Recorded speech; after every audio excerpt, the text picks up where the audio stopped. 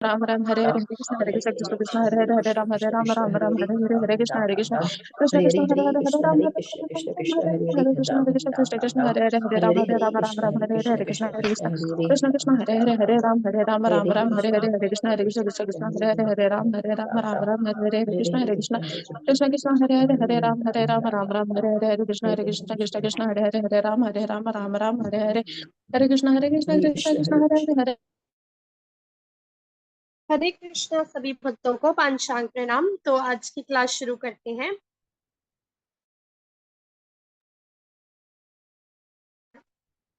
सबसे पहले श्रीला प्रभुपाद जी का आज का कोटेशन करेंगे। जगत गुरु श्रील प्रभुपाद की जय। जब मछली को धरती पर छोड़ा जाता है तो वह दुखी हो जाती है या मर जाती है।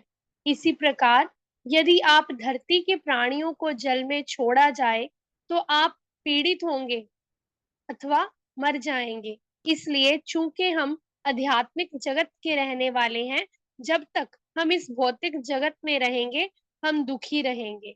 श्रील प्रभुपाद की जय। भगवत गीता चैप्टर 3 कर्म योग वर्स नंबर 5। भगवत गीता यथारूप की जय। नहि कश्चित् क्षणमपि जातु तिष्ठत्यकरं कृत कार्यते हयवश कर्म सर्व प्रकृति जैर्गुणे। प्रत्येक व्यक्ति को प्रकृति से अर्जित गुणों के अनुसार विवश होकर कर्म करना पड़ता है। अतः कोई भी एक क्षण भर के लिए भी बिना कर्म किए नहीं रह सकता। माताजी अनुवाद सरिता जी।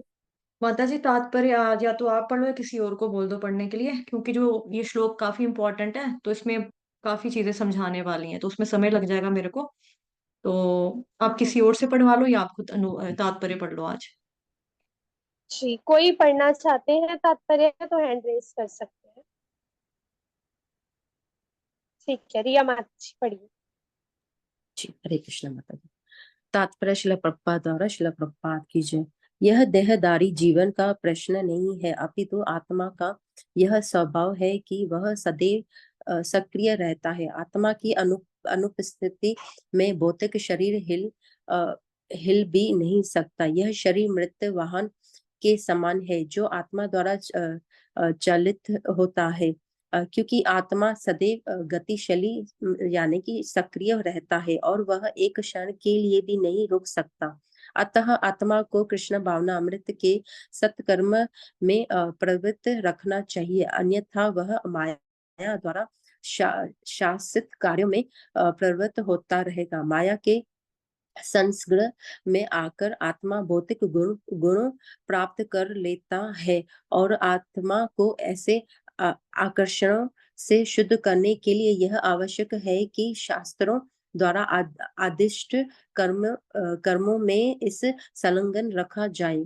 किंतु यदि आत्मा कृष्ण भावना अमृत में अपने स्वाभाविक कर्म में निरत रहता है तो वह जो भी करता है उसके लिए कल्याण प्रद होता है। श्रीमद् भागवतम में 1.5 में 17 द्वारा इसकी पुष्टि हुई है। यदि कोई कृष्ण भावना अमृत अंगीकार कर लेता है तो भले ही वह शास्त्र मुद्दित कर्मों को न करे अथवा ठीक से भक्ति न करे, और चाहे वह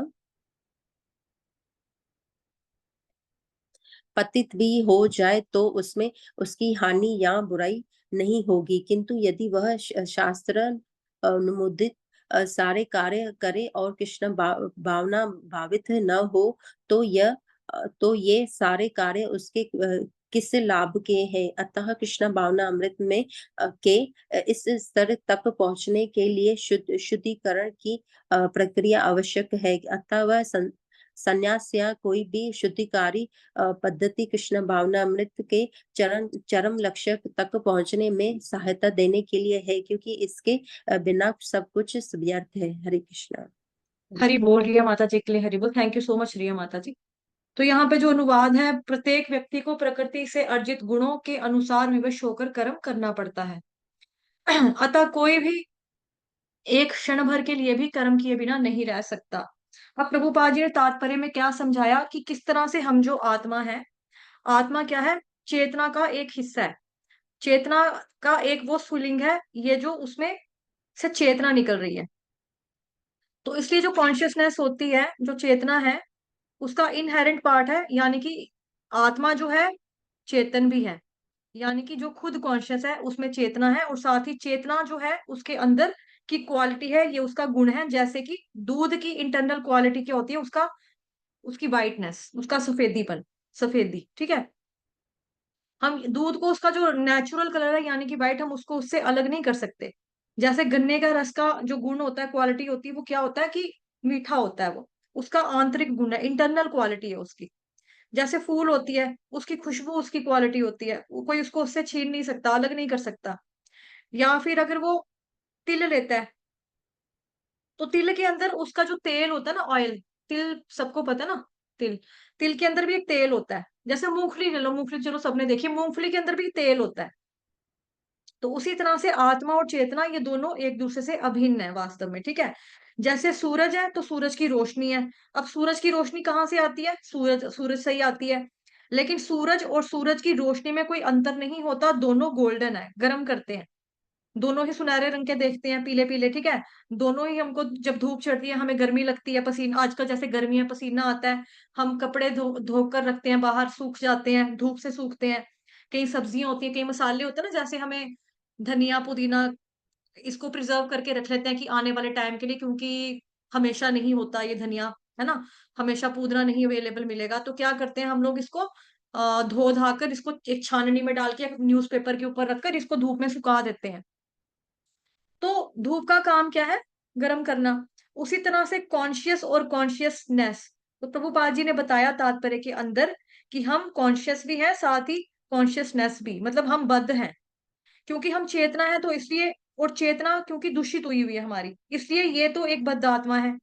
ऑन दी अदर हैंड, साथ ही हमें ये भी समझना है कि वास्तव में आत्मा दूषित नहीं होती, चेतना दूषित होती है, चेतना दूषित होती है। जैसे देखो, हमें हमने कितनी बार श्रवण किया है, कितनी बारी हमने सुना है अपने सीनियर डिवोटी से, वैष्णवाचार्यों से, प्रभुपाद जी के तात्पर्यों में, है ना, कि बाहर का नहीं खाएंगे, बाहर के खाने से क्या होगा, आपकी चेतना दूषित हो जाएगी। कभी ये तो नहीं बोला उन्होंने, कभी ये तो नहीं किताबों में, ग्रंथों में हमने पढ़ा कि आपकी आत्मा खराब हो जाएगी, आपकी आपकी आत्मा दूषित हो जाएगी।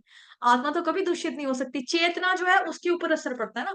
चेतना पवित्र होती है, चेतना दूषित होती है, चेतना, चेतना के लिए बोला जाता है, आत्मा के लिए कभी नहीं बोला जाता। तो फॉर एग्जाम्पल, जैसे अगर सूरज है, सूरज कभी भी दूषित नहीं होता, लेकिन सूरज से निकलने वाली जो किरणें हैं, मान लो कि मैंने नीले रंग का सूट पहना, या अपने, मेरे रूम में जैसे धूप आती है, खिड़की है, ठीक है, धूप आती है, तो मैंने कमरे के अंदर नीले रंग की बेडशीट बिछा दी अपने बेड के ऊपर, तो सूरज की किरणें वहां पर पड़ रही हैं। तो मानो जो नीले रंग की चादर है, तो जब उसके ऊपर सन रेज पड़ी ना, तो वो नीले रंग की शो होएगी। अगर मैंने लाल पहना तो पिंक कलर का कपड़ा लगाया, तो मतलब उसी तरह से किरणें जो होंगी लाल पीली पिंक कलर की दिखाई देंगी। तो सूरज भी कभी लाल, कभी पीला, कभी नीला, कभी हरा नहीं होता है, कभी नहीं होता ना। वो तो किसका कसूर होता है, हमारे कपड़े के शेड की वजह से, वो कपड़ा का जो रंग होता है ना, उसकी वजह से हमको दिखाई देने लगता है। जैसे कई बार होता है कि हम, ऐनक होती है ना छोटे होते, जैसे हम बच्चे ऐनके पहनते थे, ये सन ग्लासेस जिसको बोलते हैं, तो ग्रीन कलर की ऐनक पहन लेनी, कभी कभी पिंक कलर की पहन लेनी, कभी येलो कलर की पहन लेनी, तो हमें क्या दिखता है ना, सारा कुछ येलो है, सारा कुछ पिंक है, सारा कुछ लाल है। बट रियल में अगर हम सूरज भी देखते, सूरज भी हमको हरा नीला दिखाई देता था ना, लेकिन सूरज का रंग तो वही है जो उसका वास्तविक है, उसमें कभी भी चेंजेस नहीं होते, वो कभी भी दूषित नहीं होता। तो उसी तरह से आत्मा भी कभी दूषित नहीं होती, चेतना जो होती है वो दूषित होती है। तो चेतना के ऊपर हम थोड़ा सा डिस्कशन करेंगे कि चेतना किस तरह से दूषित होती है। देखो, सत्वगुण, रजोगुण, तमोगुण, इनके प्रभाव होते हैं। इसकी कई सारी क्रम परिवर्तन और संयोजन हो सकते हैं, जो कि आत्मा के चारों ओर उसको ढक कर रख सकते हैं, रखते हैं, एक्चुअली रख सकते हैं, रखते हैं। तो इसलिए जो माया शक्ति है उसकी क्वालिटी है आवरणात्मिका शक्ति। आवरणात्मिका, आवरणात्मिका का क्या मतलब होता है कि आत्मा के चारों ओर आवरण है। आवरण का मतलब एक तरह की आप दीवार कह लो, या जिस चीज से कवर हो जाता है, ढक जाता है, जो हमें प्रॉपर दिखाई नहीं देता, वो किसी के आगे आने से वो हमें नजर आना बंद हो गया, तो कवर हो गया एक तरह का, ठीक है, उसको बोला जाता है। तो आवरण आत्मिका क्या मतलब है कि आत्मा के चारों ओर आवरण है, किसका? अज्ञानता का। तो किस प्रकार की अज्ञानता? अज्ञानता के 3 फ्लेवर होते हैं, सतोगुनी अज्ञानता, रजोगुनी अज्ञानता, तमोगुनी अज्ञानता। इस प्रकार से ये आत्मा को कवर कर देती है। और इसलिए आवरण आत्मिका शक्ति जो माया की होती है, वो आत्मा के असली ज्ञान को ढक देती है। इसको ध्यान से सुनेंगे पूरा, क्योंकि मैं यहाँ से क्विज डालूंगी आज, आंसर गलत नहीं डालना फिर, ठीक है? अच्छे से सुन लेना, मैं रिपीट कर रही हूँ। आत्मा की जो ये सॉरी जो अज्ञानता है, उसके 3 तरह के फ्लेवर होते हैं। एक होता है सतोगुनी अज्ञानता, रजोगुनी अज्ञानता और तमोगुनी अज्ञानता। इस प्रकार से आत्मा को कवर कर देती है, कवर करके रखती है। और इसलिए आवरणात्मिका शक्ति जो माया की होती है, वो आत्मा के असली ज्ञान को ढक देती है। कभी सात्विक ज्ञान से, जो कि असल में ज्ञान नहीं है, असल में अज्ञान ही है। तो कभी राजसिक ज्ञान से, जो कि असल में ज्ञान नहीं है, अज्ञान है। और तामसिक ज्ञान, ठीक है, तामसिक ज्ञान से, तो वो भी वास्तविक में ज्ञान नहीं है, वो भी अज्ञान ही है। तो इसलिए ये जो 3 गुण होते हैं, तो ये आत्मा के चारों ओर उसको कवर करके रखते हैं। और क्योंकि इसकी इनके डिफरेंट डिफरेंट कॉम्बिनेशन होते हैं, मतलब कि क्रम परिवर्तन और संयोजन होते हैं, और उसी क्रम परिवर्तन और संयोजन के हिसाब से आत्मा एक पर्टिकुलर नेचर को प्रदर्शित करती है, जो कि संसारिक नेचर होता है। जैसे कुछ लोग होते हैं ना, वो बहुत ही एकेडमिक होते हैं, यानी कि उनके अंदर सत्वगुण बहुत ज्यादा है, यानी कि वो उनको ज्ञान, एकेडमिक यानी कि ज्ञान जो उसको अर्जित करना है, किताबें पढ़नी उनको बहुत अच्छी लगती हैं, पुस्तकें पढ़नी अच्छी लगेंगी, मतलब कि अच्छी वाली, मतलब अच्छा पुस्तक पढ़ेंगे वो लोग, अच्छी अच्छी वाली बुक्स पढ़ेंगे। ये नहीं मतलब कि चंपक नंदन हो, जैसे हम बचपन में कॉमिक्स पढ़ते हैं, चंपक और नंदन पढ़ते थे, ग्रह शोभा, फिर फिल्म फेयर, स्टार डस्ट, इस तरह की किताबें नहीं पढ़ता। अच्छा ज्ञान मतलब कि सात्विक ज्ञान, कि सात्विक जीवन कैसे जीना चाहिए हमें, हमारा हेल्दी जीवन कैसे होना चाहिए, हमारी अच्छी डाइट हम कैसे ले सकते हैं, तो इस पर किस प्रकार हम एक ऊंचे लक्ष्य को प्राप्त कर सकते हैं। तो अब व्यक्ति जब इस बारे में सोच रहा है ना, तो इसका मतलब जो उसका नेचर है वो सात्विक है, वो प्योर है, मतलब कि मतलब सात्विक है, ठीक। प्योर नहीं बोलेंगे, क्योंकि प्योर उससे भी थोड़ा सा हाई वाला आ जाएगा, तो ये सात्विक है। लेकिन ये भी एक तरह की क्या है, कंडीशनिंग है। आत्मा के चारों ओर ये जो सत्वगुण की कंडीशनिंग है, उसी तरह से अगर कोई व्यक्ति रजोगुण से प्रभावित होता है, तो ऐसा व्यक्ति जो मतलब कि उसमें रहता है कि ऐसा व्यक्ति ज्यादातर रहता है कि मैनेजमेंट में, एडमिनिस्ट्रेशन में, या फिर क्षत्रिय स्वभाव का होगा। तो जो सात्विक होगा वो ब्राह्मणिकल स्वभाव के होते हैं।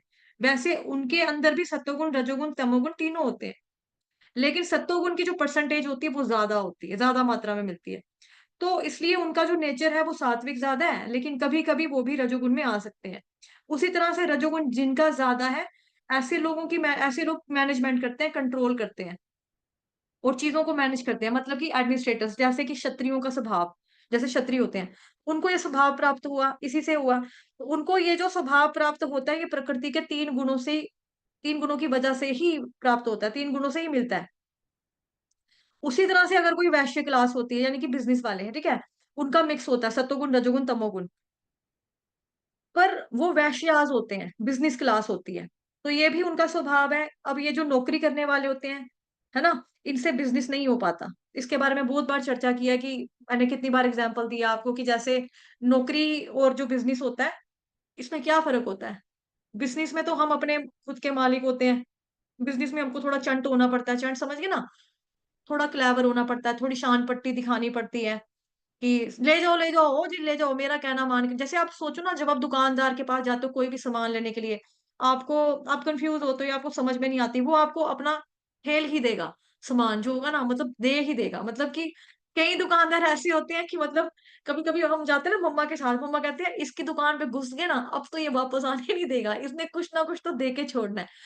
के अंदर ना कन्विंसिंग पावर बहुत ज्यादा होती है, कि वो अपना दबाव इतना बना लेंगे कि वो आपको चीज लेने पे मजबूर कर देंगे, कि नहीं आप मेरी दुकान से चीज लेके जाओ। अरे वो सामने वाला दुकानदार बेच रहा ना, उसका कपड़ा घटिया, आप नहीं जानते, आप मेरा कपड़ा लेके जाओ, आपके कपड़े पे कभी ये बुर बुर मतलब बबल्स नहीं आएंगे, ठीक है, आपके कपड़े पे देखना, आप इसको एक बारी बस आपने धोकर छांट के इसको फंड के आपने इसको डालना है सूखने के लिए। उसके बाद आप कपड़ा उठाओगे, आपका ऐसा लगेगा जैसे ये प्रेस किया हुआ है। आपको प्रेस करने की जरूरत नहीं पड़ेगी, आपके कपड़े पे कभी रिंकल नहीं आएंगे, कपड़े का कभी रंग नहीं जाएगा, कभी फेड नहीं होगा। फेड होगा ना, पैसे वापस देके जाना। इस तरह से वो आपको बातें ऐसे करेंगे कि आपको मजबूर कर देंगे कि नहीं, इस अंकल की दुकान से हम सामान खरीदेंगे, सामान लेके ही जाएंगे। ठीक है। और भी कई बिजनेसमैन की टेक्निक्स होती हैं कि आते हैं तो किसी साथ में कोई छोटा बच्चा, उसको चॉकलेट पकड़ा दिया, 2 कैडबरीज की टॉफी दे दी, क्लियर्स दे दिया, बच्चे खुश हो जाते हैं। अंकल की दुकान पे जाएंगे हम सामान लेने, आज से हम इसी अंकल से लेंगे। होता है ना ऐसे। कोई होता है कि जैसे कंघी का बिजनेस कर रहा है अब जो नौकरी पेशे वाला इंसान था वो सोच रहा है कि मैं बिजनेस वाला काम कर लूं या सेल्स का काम कर लूं। चलो, उसने ऐसी नौकरी की जो कि सेल्स की है, बट उसका स्वभाव वो वाला नहीं था। अब उसकी दुकान के ऊपर उसका कंघी का सामान है, वो नहीं उससे बेच पा रहा, वो नहीं उससे हो पा रहा। लेकिन जो दुकानदार, जो पक्का बिजनेसमैन होगा ना, वो गंजे को भी कंघी बेच देगा। वो उसको बोलेगा, सर आप एक बारी कंघी लेके जाओ, ये लकड़ी की कंघी है, ये कोई खास, ये कोई आम लकड़ी नहीं है, ये बहुत ही खास तरह की लकड़ी है, अखरोट की लकड़ी की कंघी है। आप इसके साथ अगर सिर पे कंघी फेरोगे ना, आप गंजे हो, मुझे मालूम है गंजे हो, लेकिन आपके सिर पे ना देखना धीरे धीरे बाल आने शुरू हो जाएंगे। गंजा इस उम्मीद में कंघी ले लेगा, क्या पता यार सच कह रहा हूँ, मेरे बाल आ जाए, ठीक है 20-30 रुपए की चीज है, मैं ले लेता हूँ। तो इस तरह से टेक्निक्स होती हैं, ये कन्विंसिंग पावर होती है बिजनेसमैन लोगों की। हर किसी में नहीं होगा ना ये। तो जो नौकरी पेशे वाला इंसान होगा वो सोचेगा कि हाँ भाई, मैं भी अपना बिजनेस चला लेता हूँ, मैं भी बिजनेस खोल लेता हूँ। तो ज्यादातर बिजनेस लोगों के ठप हो जाते हैं, बिकॉज वो अपने स्वभाव के अपोजिट जाकर कुछ काम करने का सोचते हैं। गुण कर्म विभाग, ये हमने 4th चैप्टर में पहले भी पढ़ा हुआ है। अभी तो वापस से शुरू से हम पढ़ रहे हैं ना 3rd चैप्टर, लेकिन ऑलरेडी आप लोग जानते हैं 4th चैप्टर में हमने पढ़ा हुआ कि किस तरह से भगवान ने गुण और कर्मों का विभाग के अनुसार जो ये चीज किया है, मतलब कि वर्ण आश्रम का निर्माण किया। वर्ण आश्रम के बारे में भगवान जी ने बताया है, बट उसमें जात पात नहीं है। तो वही होती है, जो बिजनेस वाले होते हैं उससे नौकरी नहीं हो पाती। वो कहता है कि 9 बजे जाओ, शाम को 5 बजे निकलो वहां से, आते आते घर में बस से आओ या टैक्सी जो भी करके आओ, आते आते मेरे को 6:30-7 बज जाते हैं। फिर इंसान अपनी फैमिली को टाइम दे, या लेटे या रोटी खाए या भक्ति करे, क्या करे, हमसे नहीं होगा। पूरा महीना काम करो, फिर जाके सैलरी लेनी है 15-20 हजार रुपए की है, छी, मुझसे नहीं होता। तो उनका स्वभाव क्या है, बिजनेस करने का। इसी तरह से जो नौकरी पेशे वाले लोग होते हैं उनकी भी अपनी कंडीशनिंग होती है। ठीक है। तो इसके बारे में ऑलरेडी बता दिया। तो स्वभाव के अनुसार ही जो होता है हमें अपने, मतलब कि स्वभाव के अनुसार चलते हुए हमको साथ में कृष्ण कॉन्शियसनेस को लेकर, जो ये चेतना होती है ये बहुत ज्यादा जरूरी होती है। तभी करके भगवान जी ने गुण कर्मों का विभाग यानी कि वर्ण आश्रम बनाए, बताए कि भाई इसके अनुसार आप करोगे, आपका मन शांत रहेगा, मन शांत रहेगा तो आप भक्ति कर पाओगे, मेरे में अपना ध्यान लगा पाओगे। जैसे शीला प्रभुपाद जी के टाइम पे क्या था कि शीला प्रभुपाद जी ने हिप्पीज को लाया। अब हिप्पीज जब जुड़ गए तो हिप्पीज को प्रभुपाद जी ने हैप्पी बना दिया। अब जब हिप्पीज प्रभुपाद जी के साथ आए ना, जुड़े मतलब, तो अब हिप्पियों का क्या था, इन सभी का जो स्वभाव था ना, अलग अलग स्वभाव है। कोई बहुत बढ़िया, मतलब कि जैसे मर्जी इनकी जिंदगी रही हो, बट टैलेंट तो भगवान जी ने देखो हर एक व्यक्ति में दिया ना कुछ, क्योंकि सभी जीव आत्माएं जो भगवान जी के अंश हैं। तो हमारे अंदर जो भी कोई टैलेंट है, जो भी कोई स्किल है, कोई भी हुनर है आपके अंदर XYZ, वो भगवान की कृपा से ही आपको मिल रहा है। तो ऐसे ही प्रभुपाद जी के साथ जब ये लोग कनेक्ट हुए हिप्पीज, तो इनका सबका अलग अलग नेचर था, सबका अलग अलग स्किल्स थे, सबके अलग अलग टैलेंट थे। कोई बहुत बढ़िया म्यूजिशियन था, कोई बहुत बढ़िया फंड रेजर था, मतलब पैसा पैसा लेके आना, उसका पैसे में इंटरेस्ट था। प्रभुपाद जी बोले जा डोनेशन लेकर आ। हाँ मैं लेके आऊंगा जी, पक्का लेकर आता हूँ, देखो आप मैं कितना लेकर आऊंगा। तो उनके अंदर कन्विंसिंग पावर होती है, क्या बोलते हैं, क्या कैसे लाते हैं, लेकर आते हैं। ठीक है। लेकिन सबको उनके स्वभाव के अनुसार ही प्रभुपाद जी ने सेवा में लगाया था। तो हम जब अपने साइकोफिजिकल नेचर, मतलब कि आपकी मनोवृत्ति कैसी है और आपकी शारीरिक प्रवृत्ति कैसी है, तो उसके अनुसार जो हमको स्वभाव मिलता है और उसके अनुसार हमें कार्य करने होते हैं। अब करना ये होता है कि इन कार्यों में भगवान जी को जोड़ना होता है हमने। तब ये जाकर कहलाएगा, जो चैप्टर का नाम है आपके कर्म योग, तब ये जाके कर्म योग कहलाएगा। ठीक है। तो जैसा कार्य करने का हमारा स्वभाव है वही हमें करना है, लेकिन साथ में भगवान को लेके चलना है। अगर हम साथ में भगवान जी को लेके चलेंगे तो ये करते करते जो फल हमको मिलेंगे ये सब भगवान जी को हम देते चलेंगे, उनको अर्पण करेंगे। इससे हमारी बुद्धि शुद्ध होती है, जैसे कि हम पिछले कई श्लोकास में चर्चा करते आ चुके हैं अभी तक। उससे हमारी क्या होगी, बुद्धि शुद्ध होगी वास्तव में। तो सिर्फ कर्म करने की बात नहीं बनती, सिर्फ कर्म करने से ही बात नहीं होती है आपकी पूरी। कई लोग कहते हैं दुनिया के अंदर सारे सारे कर्म करते हैं, पशु पक्षी भी तो अपना कर्म कर रहे हैं, घोंसला बनाया, बच्चे पैदा किए। कल मैं एक रील देख रही थी, शायद वो साउथ इंडिया की एक रील थी, उसमें क्या बता रहे थे, बहुत तेज बारिश पड़ रही थी, बड़ी ज्यादा बारिश। उसमें एक चूही थी, चूही समझते ना, चूहा, चूहा होता ना मेल चूहा, और चूही होती है फीमेल चूहा, ठीक है, चूही थी, चूहिया, ओके, चुईया थी। तो वो बेचारी क्या कर रही थी, उसके बच्चे जो थे बिल में थे, और जो बिल था ना उसका वो था, मतलब कि जैसे इनके बिल जमीन के नीचे होते हैं, तो मान लो कि कोई गली होगी या सड़क होगी ना, उसकी नाली के अंदर जाके बेचारी ने कहीं बिल बनाया होगा, या उसके ऊपर ऊपर कहीं सुराख करके वहां पे उसने बिल बनाया था। अब उसके वहां पे पानी जो था ना, पानी बहुत आ गया, बहुत पानी आ गया। उसने क्या किया, वो गई, मतलब कि जा रही थी वहां पर, क्या बोलते हैं, बारिश हो रही थी, चल मतलब कि पानी भी इतना था कि चूहे के लिए तो पानी जैसे डूबने वाला पानी होता है ना, उस टाइप का पानी, मतलब उसका वो पूरी पूरी ढक हो गई थी, पूरे अंदर अंदर तक उसके पानी अंदर गया हुआ था, घर तक भी। तो उसने क्या किया, अंदर गई, अंदर से जाके पहले एक बच्चा निकाला, फिर सीढ़ियां चढ़ी दुकान की, 5 10 15 स्टेप थे उसकी दुकान की सीढ़ियां चढ़ के, तो एक कोने में उसकी दुकान पे अपना बच्चा लगा दिया। फिर दोबारा नीचे गई, ऐसे करते करते बार बार ऊपर जाए, बार बार नीचे जाए, बार, एक इंसान उसकी रील बना था, उसने 4 5 बच्चे अपने बिल के अंदर से निकाल के सुरक्षित किए, मतलब दुकानदार की उसने किनारे के ऊपर लगा के अपने बच्चे रखे। तो इस तरह से देखा जाए तो मतलब सेंस तो इनको भी है, क्योंकि चुईया भी बेचारी माँ है, उसको भी पता है कि मैंने अपने बच्चों को क्या बोलेंगे, डिफेंड, मतलब वो सिक्योरिटी प्रदान करनी है, उनकी सेफ्टी मुझे करनी है। चिड़िया भी जब अंडे देती है, वो अपने अंडों की रक्षा करने के लिए ना घोंसले से आगे पीछे कहीं जाती नहीं है कि कौवा आके कहीं उठा के ना ले जाए। तो मैंने ये सीन भी एक बार बचपन में देखा था, हमारे घर में ना एक बुलबुल थी, बुलबुल ने अंडे दिए थे पेड़ के ऊपर। पेड़ भी बहुत बड़ा पेड़ नहीं ना था, वो थोड़ा पेड़ छोटा था बेचारा अभी। तो उसके कहीं कहीं से नंगा नंगा सा पेड़ था, मतलब कि वहां से थोड़ा बहुत दिख रहा था, बट उसने फिर भी ना अपनी चतुराई से बड़ा छिपा कर उसने क्या किया कि घोंसला बनाया, और कहीं से टाट का छोटा सा कपड़ा लेके आई वो बेचारी, उसने अपने घोंसले में रखा। फिर भी कौवों की नजर ना उसके अंडे पे पड़ गई। तो मैंने क्या किया, उसका ना एक अंडा उठाया, अंडा उठा के बिजली की तार थी उसके ऊपर जाकर बैठ गया। और जब बुलबुल ने अपना अंडा पकड़ने की ट्राई की ना, तो कौवे का जो पंजा था, कौवे ने जान के अंडा छोड़ दिया, और उसका अंडा एक टूट गया, और वो रोती रही, इतना रो रही थी, इतना विलाप किया उसने। मतलब तब मैं छोटा बच्चा था, मतलब बड़ी पुरानी बात आई, लेकिन मुझे अभी भी याद है कि इन लोगों के अंदर भी ना पूरी पूरी होती है। ये जानवर पशु जो भी है ना, हम इनको ऐसे नहीं कह सकते कि ऐवे ही है, मतलब इनको भी पता है, घोंसला बनाते हैं, बच्चा पैदा करते हैं, घर ये भी पालते हैं अपना, सिक्योरिटी ये भी देते हैं अपने बच्चों को। लेकिन अगर कोई ये सोचे कि हाँ ये अपने आप में पूरा है, तो नहीं, ये बिल्कुल भी ऐसा नहीं है। तो इसलिए हमारी जो पर्टिकुलर जो कंडीशनिंग होती है, वो व्यक्ति बाध्य हो जाता है, उसकी कंडीशनिंग के अनुसार चलेगा।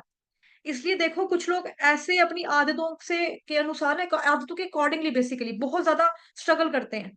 ये पर्टिकुलर आदत होती है, उसको रोक रहे हैं, और उसको बहुत मुश्किल हो रही है, बहुत मुश्किल हो रही है, और ये जो दिक्कत उनको हो रही होती है ना, इसलिए हो रही होती है बिकॉज उनकी जो कंडीशनिंग ऐसी है। इसलिए व्यक्ति अपने स्वभाव के अनुसार कार्य कर बैठता है। जैसे एक बार एक व्यक्ति था, वो पहले चोर था। अब एक समय वो चोरी कर रहा था, उसके पीछे पुलिस लग गई। अब वो उसने दौड़ना शुरू कर दिया, छिपना शुरू कर दिया। तो छिपते छिपाते वो एक संत महात्मा जी उसने देखा कि कथा कर रहे हैं। उसने सोचा मैं जाके इनके सत्संग वगैरह में घुस जाऊंगा, तो मैं, लोग मुझे यहाँ पे इतनी भीड़ में मैं कहाँ पहचाना जाऊंगा, मैं जाकर यहाँ पे बैठूंगा। तो वो जहां जाके चुप करके जाकर बैठ गया कि किसी को पता नहीं चलेगा। अब वो बैठा हुआ था और सुनता रहा, संत महात्मा जी, ठीक है, संत महात्मा जी जो जो कथाएं सुना रहे थे, उनका वो श्रवण करता रहा बैठ बैठ बैठ कर वहां पे। तो पुलिस वाला तो कभी भी आ सकता है, तो यहाँ पर मैं चुपचाप मस्त होकर बैठूंगा, सुनते रहूंगा। तो वो कथा इस तरीके से सुनता रहा महात्मा जी से। सुनकर उसको लेकिन बड़ा अच्छा लगा कि वाह, ये तो बड़ी बड़ी अच्छी अच्छी बातें बता रहे हैं। इससे पहले तो मैंने कभी इतनी अच्छी बातें सुनी नहीं थी, इतनी ज्ञान वाली बातें मेरे को पता नहीं थी। ये तो बड़ा अच्छी बोल रहे हैं, बड़ा अच्छा बता रहे हैं। तो फिर वो संत महात्मा के साथ ही पीछे पीछे चल पड़ा उनके। तो संत महात्मा ने पूछा, ओ हमारे पीछे पीछे कहाँ आ रहा है? उसने बोला, हम भी संत बनेंगे, आज आपके प्रवचन सुने, मेरे को बहुत अच्छा लगा। संत महात्मा ने बोला, चलो कोई बात नहीं, आ जाओ, कोई बात नहीं, आओ, चलो ठीक है। हमारी तो खाना बदोश जिंदगी होती है। हम कभी एक जगह टिक के नहीं रहते, हम साधु संत हैं, कभी यहाँ पे रहते हैं, कभी वहां चले जाते हैं, हमारा कोई रहने का, खाने पीने का, किसी भी तरह का कोई ठिकाना नहीं है। उसने बोला कोई बात नहीं, मैं पहले गलत काम किया करता था, लेकिन आज से ना मैं अच्छे काम करना चाहता हूँ, इसलिए अब से मैं आप ही के साथ रहूंगा, आपके साथ चलूंगा, आप जहां जहां जाओगे मैं आपके साथ रहूंगा। संत महात्मा ने बोला कोई बात नहीं बेटा, ठीक है, आ जा। तो उसने ऐसे उनके साथ रहना शुरू किया और कुछ दिन बीत गए। अब उसकी जो प्रवृत्ति थी, बुद्धि जो उसका था, जो उसका स्वभाव था, वो क्या था, चोरी करने का था ना। उसका नेचर बन चुका है चोरी करना, प्रवृत्ति जिसको बोलेंगे उसकी वो थी। अब जो उसकी प्रवृत्ति थी फिर से वापस चोर के ऊपर चढ़ गई, वापस आके सिर के ऊपर बैठ गई, चोरी कर चोरी कर चोरी कर चोरी कर, वापस आकर उसके ऊपर चढ़ गई सिर पे।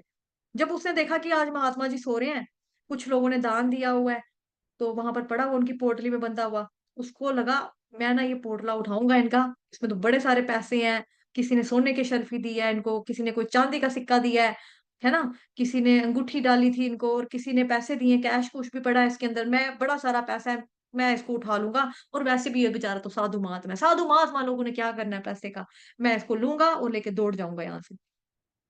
तो वो ना इसको लेकर भाग गया। अगले दिन सुबह महात्मा जी उठे, उन्होंने देखा कि पोटली जिसमें धन था वो सारा गायब हो गया। वो सोचने लगे हाय यार, मेरी पोटली कहाँ पे गई, लोगों ने दान दिया था और उससे तो मैं मंदिर बनाने वाला था, और हमारी पोटली कहाँ चली गई। उन्होंने सोचा चलो ठीक है, चली गई तो चली गई, जो मेरे साथ थे ना उससे पूछता हूँ, शायद उसने कहीं देखी हो। फिर उसको देखा तो वो भी गायब। फिर उनको पता लग गया, अरे हाँ वो बोल रहा था कि मैं पहले गलत काम किया करता था, तो ये पोटली जो है ना उसी ने चोरी की है मेरी, चलो लेकर चला गया वो। फिर वो थोड़ा और उठे तो देखा कि एक व्यक्ति सामने ही खड़ा है, और बोला महात्मा जी ये लो आपकी पोटली। तो महात्मा जी ने बोला हैं, ये पोटली तुम्हारे पास है। फिर उन्होंने उनके बोला लगता है कोई और चोरी कर रहा था, तुमने चोर को पकड़ लिया। उसने बोला नहीं जी, चोरी मैं ही कर रहा था, मैं पहले चोर था ना इसलिए। तो वो प्रवृत्तियां फिर से वापस आ जाती हैं। तो उसने बोला क्यों, क्योंकि व्यक्ति के अंदर जो स्वभाव होता है ना, वो किससे अर्जित होता है, वो प्रकृति के 3 गुणों से अर्जित होता है, सत्वगुण रजोगुण तमोगुण से। तो विवश होकर वही कार्य कर बैठता है। अब देखो कई बार होता है सत्वगुण के प्रभाव से भी, सत्वगुण से भी लोग इतने ज्यादा प्रभावित होते हैं, मतलब उसके भी, जैसे आपने वो स्टोरी सुनी है कि एक बारी ना एक साधु संत होते हैं, महात्मा जी होते हैं, वो स्नान कर रहे होते हैं नदी में, ठीक है, गंगा नदी में स्नान कर रहे होते हैं। वहां पर एक बिच्छू आता है, बिच्छू चल रहा होता है, छोटा बच्चा था बिच्छू का, बिच्छू था तो साधु को तरस आ गया। उन्होंने सोचा ये तो पानी के अंदर बेचारा जाके डूब ही जाएगा। उन्होंने एक पत्ता तोड़ा पेड़ का, पेड़ का पत्ता तोड़ा, उसको बिच्छू को उसके ऊपर चढ़ाया कि भाई ये इसको सेव करके रखूंगा, ये ठीक हो जाएगा। जैसे ही उन्होंने चढ़ाने की ट्राई की ना, बिच्छू ने उनके हाथ के ऊपर ही आके डंक मार दिया। अब जैसे ही डंक मारा, झटका लगा उनके हाथ को, तो वापस बिच्छू पानी में चला गया। फिर साधु महात्मा को तरस आएगा, वो भूल गए कि इसने मेरे को काटा है, डंक मार लिया इसने। साधु महात्मा ने फिर से पत्ता उठाया, फिर उसने चढ़ा दिया, फिर उसने डंक मार दिया, फिर पानी में छंड हो गया, फिर पानी से आया, फिर ऐसे करते करते 3-4 बारी हो गया। वो बार बार साधु महात्मा को काटे जाए, साधु महात्मा बार बार उसको बचाने की ट्राई किए जाए। उनका एक चेला, वहां पे एक शिष्य बैठा था, उन्होंने बोला महाराज जी आप ये क्या कर रहे हो, आपने कितनी बार कटवाना है, 3-4 बार ये आपको डंक मार गया ये बिच्छू, आप इसको बचाने की कोशिश कर रहे हो, ऐसे को तो मार देना चाहिए, गर्दन के ऊपर पैर रखे, इसको चप्पल से मारो बाहर आके, मुझे दो इसको मैं मारूं। उन्होंने बोला नहीं, ये एक जानवर है, देखो बिच्छू है, और बिच्छू जो जानवर होने के बावजूद अपना स्वभाव नहीं छोड़ रहा डंक मारने का, मैं तो फिर मनुष्य हूं, मैं कैसे अपना स्वभाव छोड़ दूं इसकी जान बचाने का। तो ऐसा नहीं है कि मतलब कि जो चोरी प्रवृत्ति होती है वही वाली हमेशा सिर के ऊपर आके बैठ जाता है। सत्वगुण रजोगुण तमोगुण, जिस व्यक्ति का जो स्वभाव होता है ना, जितनी ज्यादा परसेंटेज होती है वो हावी हो जाती है, वो चीज आ जाती है। तो प्रकृति के 3 गुणों से अर्जित होता है, विवश होकर इंसान वही कार्य कर बैठता है। इसलिए अक्सर जब लोग स्पिरिचुअलिटी में भी आते हैं तो भी उनकी कुछ पुरानी आदतें होती हैं, वो साथ साथ चल रही होती हैं, और उन आदतों को भी वो कंटिन्यू कर रहा होता है, लेकिन धीरे धीरे करके वो आदतें उनकी कम हो जाती हैं। जैसे आप लोग तो पुराने हैं सभी भक्ति में, लेकिन कई की बार जब भक्ति में नए नए आते हैं ना सब, हम लोगों के केस में भी अगर हमारे में कोई गलती होगी या कुछ ऐसा होगा, तो हमें भी यही बताया जाता था ना, हरे कृष्ण महामंत्र का जप करो, प्रसादम खाओ, ठीक है, बस भगवत गीता पढ़ो, भागवतम पढ़ो, यही चीज बताई जाती थी। तो ये चीजें करके पुरानी जो आदतें होती हैं वो धीरे धीरे छूट जाती है। तो ऐसे ही अक्सर जब लोग भक्ति में भी आते हैं तो उनकी कुछ पुरानी आदतें होती हैं, वो आज भी चल रही होती है, कईयों की चल रही होंगी, मेरी भी कुछ आदतें हैं जो चल रही होंगी, आपकी भी होंगी कुछ जो चल रही होंगी, और उन आदतों के साथ हम लोग कंटिन्यू करते हैं, लेकिन धीरे धीरे करके आदतें हमारी कम हो जाती हैं। रीजन बीइंग भक्ति के प्रभाव में आगे हम इसलिए, और भक्ति के प्रभाव में आने से जो लोअर मोड्स होते हैं, जो प्रकृति के निचले गुण है, रजोगुण और तमोगुण, इनका प्रभाव होना कम शुरू हो जाता है, इनका प्रभाव कम होना शुरू हो जाता है। तो हर व्यक्ति अपने स्वभाव के अनुसार कार्य करता है, विवश हो जाता है, लेकिन ऐसा नहीं है कि स्वभाव है, इसको हम जीत नहीं सकते, इसके ऊपर या इसके परे हम जा नहीं सकते, नहीं, ऐसा नहीं होता। शुरुआत ऐसी होती है कि हम इसके अनुसार ही चलते हैं, इसके अनुसार ही हम कार्यक्रम करते हैं, कर्म या कार्य करते हैं, और भक्ति को भी हम साथ साथ में लेकर चलते हैं। तो भक्ति धीरे धीरे करके क्या करती है, आत्मा की इन प्रकृति के 3 गुणों से अलग करती है। और जब ये प्रकृति के 3 गुण से थोड़ा सा अलग होता है, थोड़ा अलग होता है, तो फिर आत्मा भी अपना कार्य भी करती है, बीच बीच में थोड़े से कार्य भी कर बैठती है।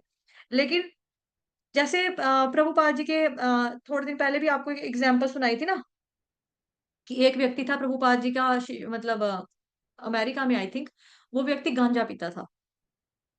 अब उसके स्वाद थे निचले बने हुए, मतलब कि ड्रगिस्ट टाइप जिसको बोलेंगे ना, ड्रग्स लेता था। तो प्रभुपाद जी के पास उसने आना, थोड़ी देर के लिए सत्संग भी सुन लेना, हरे कृष्ण माला भी कर लेनी, दर्शन भी कर लेने प्रभुपाद जी के, पीछे प्रसादम होना, प्रसादम की व्यवस्था होनी, उसने वो भी जाकर खा लेना। तो फिर उसने कुछ दिन प्रभुपाद जी के संग में ही रहना, मतलब कि महीने 2 महीने वहीं पे रहना, उधर ही बैठना। फिर उसके बाद अचानक से उसको गांजे का नशा जब सिर के ऊपर चढ़ना, उसने वापस दौड़ जाना कि मैंने नशा करना है, नशा करना है। इस तरह से उस व्यक्ति ने क्या किया, बार बार वो आता था, बार बार वो जाता था, बार बार वो आता था, बार बार वो जाता था। तो एक जो भक्त था डिवोटी, उन्होंने प्रभुपाद जी को शिकायत लगाई कि प्रभुपाद जी आप इसको क्यों अलो करते हो बार बार आना, आपको पता है ये आता ही यहाँ पे जाने के लिए है, मुड़ता तो है नहीं है ये। तो प्रभुपाद जी कहते तुम्हें ये नजर आता है कि वो बार बार चला जाता है, मुझे नजर आता है कि वो बार बार वापिस आ जाता है। और तुम्हें वो बोलता है कि मैं यहाँ पे जो प्रभुपाद जी गुलाब जामुन खिलाते हैं, मुझे वो बहुत अच्छा लगता है, मैं वो खाने के लिए आता हूँ। तो वो भी जो है भगवान जी का प्रसाद है, भगवान जी को भोग लगाकर मैंने, हम मतलब कि देते हैं, प्रसाद वितरण होता है मंदिर में, या मतलब जहां पर भी जो प्रभुपाद जी का जगह थी बैठने की, है ना, रहने की। तो कहते हैं कि उसकी चेतना जो है धीरे धीरे शुद्ध हो जाएगी। अभी उसका देखो नशा करने का जो स्वभाव है, वो निचले स्वाद उसने बहुत ज्यादा लिया हुआ है, वो हायर टेस्ट अब उसके मुंह पे लग चुका है ना भक्ति का, इसीलिए वो बार बार यहाँ पर वापस आ पा रहा है। तो ये बहुत ज्यादा जरूरी होता है, हायर टेस्ट को कम से कम एक बार तो चखो, एक बार तो टेस्ट करो, फिर आप आ सकते हो। लेकिन अगर आपने कभी खाया ही नहीं है, खाया ही नहीं है, हायर लेवल टेस्ट का स्वाद चखा ही नहीं है आपने, फिर आप कैसे आओगे, फिर आपका निचला स्वाद ही बना रहेगा। जैसे एक बारी जो मक्खी होती नहीं, एक बारी ये भी मैंने एक लेक्चर में सुना था, एक बारी वो था, एक जो मल मूत्र पे बैठने वाली जो मक्खी बोलेंगे उसको, आई थिंक मक्खी होती है, या पता नहीं, एक कीड़ा मान लो, चलो एक कीड़ा था, या मक्खी थी, चलो मक्खी थी, वो थी, और एक बारी वो एक मधुमक्खी के साथ उसकी दोस्ती होगी। तो मधुमक्खी क्या करती है, मधुमक्खी तो अच्छी चीजों पे बैठती है ना, क्योंकि वो शहद देती है, उसका देखो शहद हम लोग भी लेते हैं। तो वो क्या करती है, फूलों से रस चुराती है, फूलों से रस मतलब इकट्ठा करती है और अपना शहद स्टोर करती है। लेकिन जो ये मक्खियां होती है, गंदी गंदी चीजों पे बैठती हैं। मक्खी की और उसकी होगी दोस्ती, क्या नाम है, मधुमक्खी की। मधुमक्खी कहती तू कहाँ गंदा सा ऐसे पॉटी में बैठा रहता है, चल तेरे को मैं लेके चलूं, तुझे मैं देख इतने अच्छे फूल सूंघाऊंगी, चल मेरे साथ, चल मेरे साथ। मक्खी को लेकर चला गया वो। अब मक्खी थी वहां पे जाती थी, उसने बोला हाँ ठीक है, लेकिन ना उसको बोरियत फील होता था, फूलों फूलों की खुशबू में ना उसको बोर बोर लगता था कि ये क्या है, कहाँ वहां जाऊंगा, गंदगी में, उसको गंदगी में रहना पसंद होता है। तो एक बारी फिर उसको लगता है, जब मतलब कि लगातार कोई लेके आएगा आपको सत्संग में, भक्ति में, या भक्तों का संग आपको मिलेगा, लगातार लगातार आप हरे कृष्ण महामंत्र का जप करोगे, हम भागवत गीता भागवतम का श्रवण करोगे, पढ़ोगे, सुनोगे, तो फिर आपका क्या होगा, टेस्ट जो होगा हाई हो जाएगा ना, तो फिर आप, आपकी जो आदतें हैं ये धीरे धीरे करके कम हो जाएंगी। खास तौर पे जो निचले वाले जो गुण है हमारे, रजोगुण और तमोगुण, सबसे ज्यादा तमोगुण, ठीक है, तमोगुण से ऊपर उठेंगे, रजोगुण से हम ऊपर उठेंगे, फिर सतोगुण तक पहुंचेंगे, फिर धीरे धीरे प्रैक्टिस करके सतोगुण से भी हम शुद्ध सत्व तक जा सकते हैं। तो ये प्रैक्टिस से होगा, हरे कृष्ण महामंत्र का जप करने से होगा। तो निचले गुण वाले जो होते हैं ना, निचले गुण है रजोगुण तमोगुण, इनका प्रभाव कम होना शुरू हो जाएगा जब आप भक्ति करेंगे। तो हर व्यक्ति अपने स्वभाव के अनुसार ही काम करता है और मजबूर हो जाता है ऐसा कर्म करने के लिए। लेकिन ऐसा नहीं है कि उसका स्वभाव है तो हम उसको जीत नहीं सकते, उसके पार नहीं जा सकते। शुरुआत ऐसी होती है कि हम उसके अनुसार चलते हैं, उसके अनुसार हम काम करते हैं, लेकिन हम भक्ति को भी साथ साथ में लेकर चलते हैं। तो भक्ति क्या करती है? भक्ति धीरे-धीरे करके हमारी आत्मा की इन जो 3 प्रकृति के 3 गुण हैं, इससे हमको अलग करती है। और जब ये प्रकृति के तीनों गुणों जो 3 गुणों से थोड़ा-सा ये अलग होती है, तो फिर आत्मा भी अपना काम करती है। बीच-बीच में थोड़े से ये निचले वाले कार्य जो होती है, वो भी कर बैठती है। लेकिन अपना जो इसका एक्चुअल जो इसका मूल कार्य है भक्ति करने का, क्योंकि जीवेर स्वरूप है कृष्णेर नित्य दास। तो भक्ति का कोर, भक्ति वाला, उसको धीरे-धीरे करके इसकी परसेंटेज बढ़ती रहती है और फिर ये जो चीज़ें होती हैं, पूरी तरह से गायब हो जाती हैं। यानी कि अब ये जो मटेरियल एक्टिविटीज़ हैं, ये जो उनके बंधन है, उनकी जो कंडीशनिंग है, ठीक है? साइकोफिजिकल नेचर वाला जो स्वभाव है, ये अब हट जाता है। अब ये जब मतलब कि सिग्निफिकेंटली हो जाता है 75 से 80% तक ये हो जाएगा। तो फिर ऐसा व्यक्ति वानप्रस्थ जीवन जीने के लिए भी तैयार हो जाता है, मतलब तैयार हो जाता है एक तरह से। गृहस्थ जीवन के अंदर हम लोग वही कार्य कर पाते हैं जो कि हमारा स्वभाव होता है। लेकिन भक्ति करते हुए गृहस्थ आश्रम होता क्या है? धीरे-धीरे करके हमारा साइकोफिजिकल नेचर जो कि प्रकृति के 3 गुणों से मिला हुआ है। इनका जो चुंगल है, हमारे ऊपर कमज़ोर पड़ना शुरू हो जाता है। भक्ति करते ही ऐसा पॉसिबल होता है। और फिर आत्मा का जो ये एक्चुअल एक्टिविटीज़ होती हैं, यानी कि भक्ति करने की जो एक्टिविटीज़ होती हैं, जीवेर स्वरूपे कृष्णेर नित्य दास, ठीक है? भगवान जी की भक्ति करने की जो क्रियाएँ होती हैं, वो ज़्यादा प्रखर रूप में निखरना शुरू कर देती हैं, प्रखर रूप में आपके सामने आ जाती हैं। मतलब कि सामने आना शुरू हो जाती हैं। तो कई बार होता है ना कि जैसे आप अपने आप को भी देखें, हम भी अगर अपने आप को देखें तो पहले बड़ी सारी कमियाँ होती हैं इंसान में, व्यक्ति में होती हैं। तो फिर आप कहते हो अब तुम भगवान का नाम लेते ना, अब देख तू कितना अच्छा हो गया, अब तेरा स्वभाव कितना शांत हो गया, पहले तू कितना गुस्सैल था, पहले हमें तेरे से बात करने में भी डर लगता था। अब देखो अब तो हम बड़ा कंफर्टेबल फ़ील करते हैं आपके साथ। पहले हमें लगता था इसको तो पता नहीं कब गुस्सा आ जाएगा, पता नहीं कब मारने को पड़ जाएगा, पता नहीं कब गालियाँ निकालने शुरू हो जाएगा। तो अभी तो आप में चेंजेज़ आ गई हैं, ठीक है? या फिर कोई व्यक्ति होता है डिप्रेशन में होता है।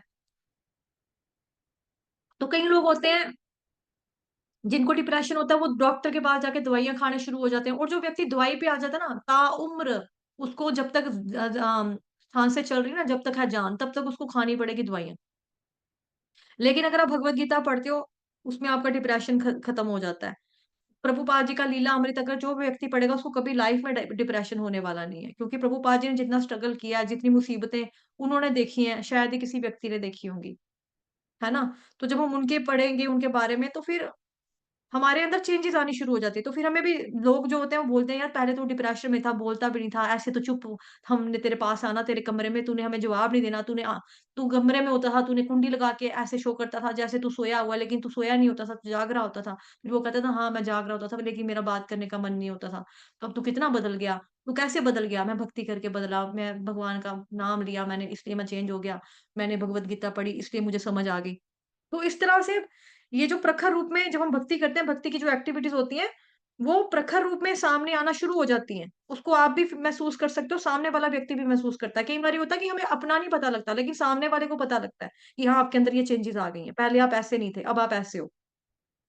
ठीक है? कई बारी होता है कि जैसे इंसान होता है, अपने घर में मायके में होता है ना, तो वो कुछ भी घर के काम नहीं करता है। कुछ भी घर के काम नहीं करता है। तो माँ उसको ताने मारती है, जब इसकी शादी होगी ना, तेरे बाप को बोलेंगे तेरे साथ एक नौकर भेजेगा।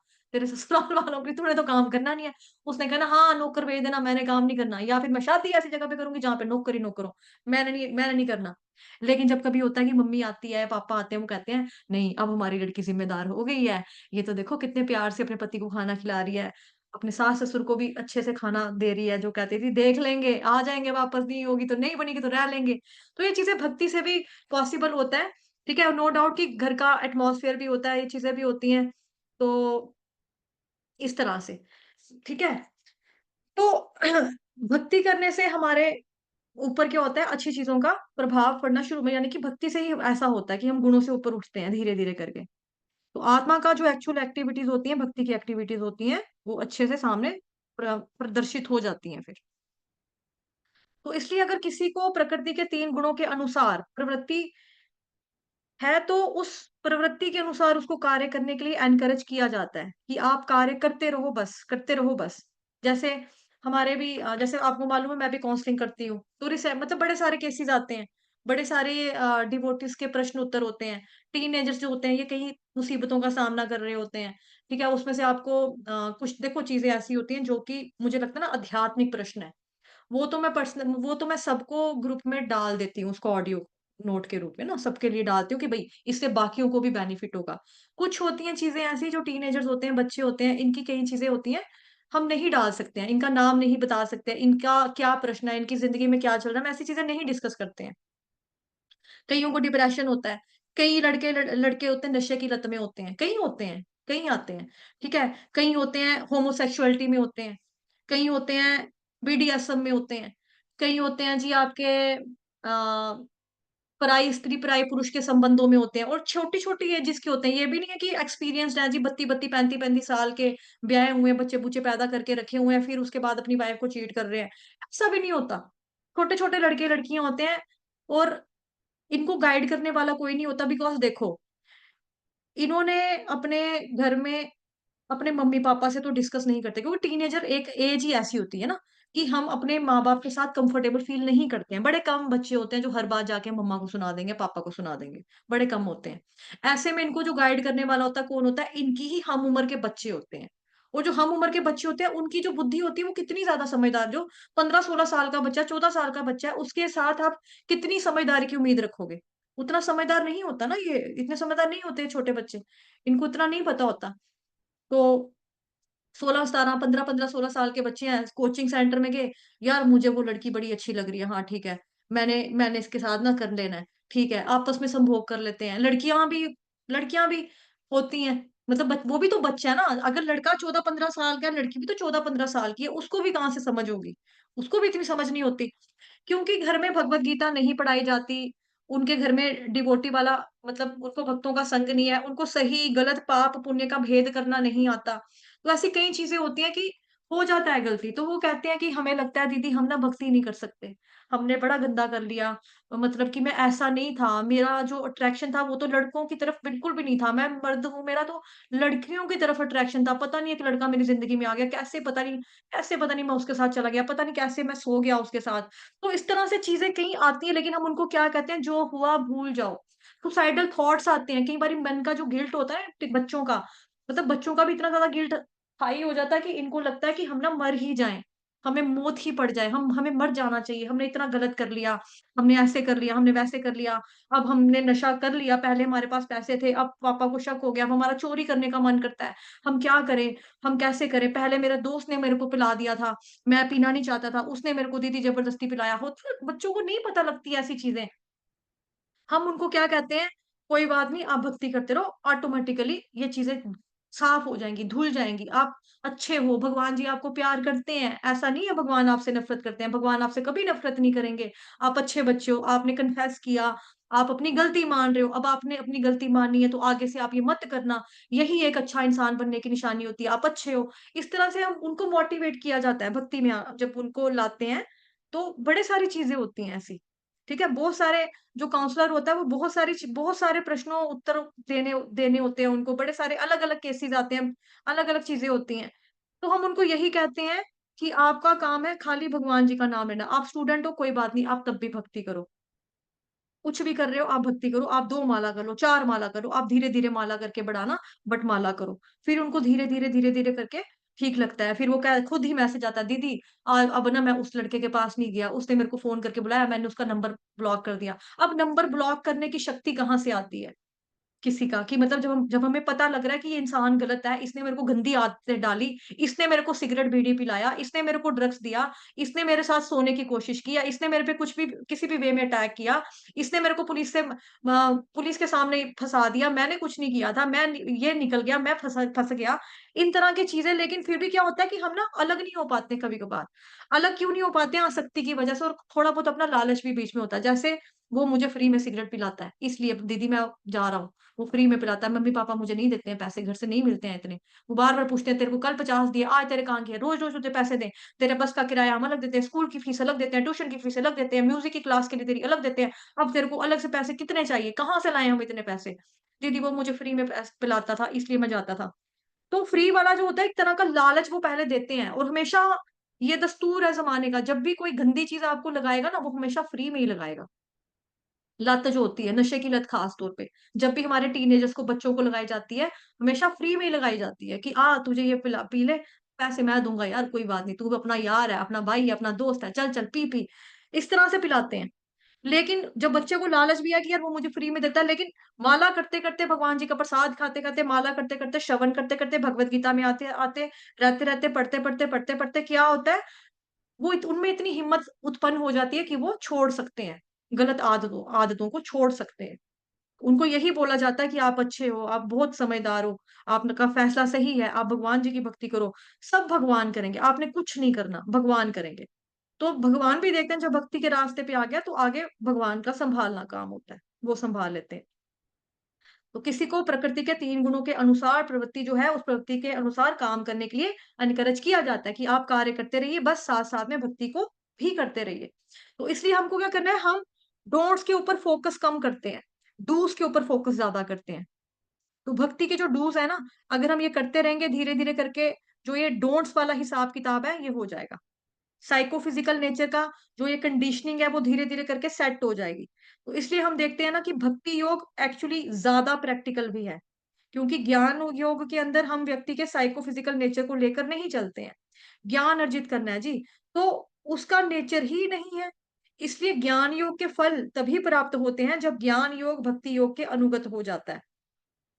कर्म योग के फल भी तभी प्राप्त होते हैं जब कर्म योग भक्ति योग के अनुगत हो जाता है। तो अगर भक्ति योग की छतरी में रहते हैं, तो कर्म योग, ज्ञान योग, ये अपने रिजल्ट्स दे पाते हैं। क्यों? रीजन बिंग हमारी कंडीशनिंग के परे ले जाता है ये। तो भक्ति योग, तो इसलिए यहाँ पे बताया जा रहा है कि प्रकृति के 3 गुणों के द्वारा हम विवश होकर कर्म करते हैं। अतः कोई भी क्षण भर के लिए कोई भी क्षण भर के लिए कर्म किए बिना नहीं रह सकता। इसलिए कभी किसी को बोल भी दो कि आपको खाना पीना रहना, मेडिकल नीड्स आपकी सब पूरी कर देंगे, आप बस जुड़ जाओ, मंदिर में चले जाओ, मंदिर में ही रहो जाकर, वहां पे या आश्रम है, मंदिर है, वहां पे जाके रहना है आपको, खाना पीना रहना मेडिकल सब कुछ देंगे आपको, आपने बस वहां पे जाकर हरे कृष्ण महामंत्र का जप करना है। तो व्यक्ति क्या करेगा, 1-2 घंटे कर लेगा, 2 घंटे कर लेगा, 3 घंटे कर लेगा, उसके बाद कहेगा अब मेरे से नहीं हो रहा है, बस। कुछ दिन हो सकता है कि सोचे कि यार पैसे के लालच में, मैं गरीब हूँ, मेरे पास तो रोटी भी नहीं है, कुछ भी नहीं है, मैं मंदिर में जाऊंगा, फ्री में खाना मिलेगा, चलो कोई बात नहीं, मैं यहीं पे रहूंगा। कुछ पैसे के लालच में, कुछ कुछ मतलब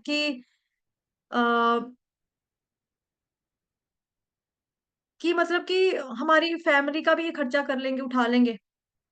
उसके बाद बोलेगा भाड़ में जाए यार, पैसे शैसे मेरे को नहीं, काम मेरे को तो काम, मैं काम कर लूंगा, मैं भक्ति शक्ति नहीं कर सकता, मैं एक्ट करूंगा, मैं कर्म करूंगा। तो इसलिए वो जो एनर्जी है बॉडी की, उसको पॉजिटिव रूप में लगाना बहुत जरूरी है, सकारात्मक रूप से लगाना बहुत जरूरी है।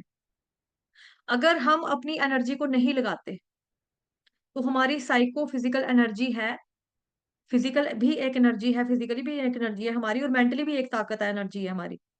तो इसको अगर हम स्पिरिचुअलिटी में, भक्ति में नहीं लगाते, तो इस तरह से होता क्या है, फिर ये शक्ति कहीं ना कहीं हमारे ऊपर ही कार्य करना शुरू कर देती है। जैसे कई बार आप में से स्कूल के कई टीचर्स भी हैं, मैं देख पा रही हूँ। तो स्कूल के टीचर्स के साथ कई बार क्या होता है कि जो बच्चे होते हैं ना, या खुद के, कई बार चलो अगर उसकी एग्जाम्पल ना भी ले, जो हमारे अपने ही कई बार घर के बच्चे होते हैं, उनके केस में क्या होता है कि आप देखते हैं कि आपका बच्चा ना बड़ा शरारती है, शैतान है। तो आपको कोई बोलता है कि आप खुद ही डिसाइड करते हो कि मेरा बच्चा शैतान बड़ा है, ये कभी कुछ करता है, कभी कुछ करता है, इसकी एनर्जी ना कहीं नेगेटिव एनर्जी में कन्वर्ट ना हो जाए, क्योंकि ये हाइपर एक्टिव बच्चा है मेरा, ये इसकी एनर्जी कहीं नेगेटिव एनर्जी में ना होके गलत गलत चीजें ना करे।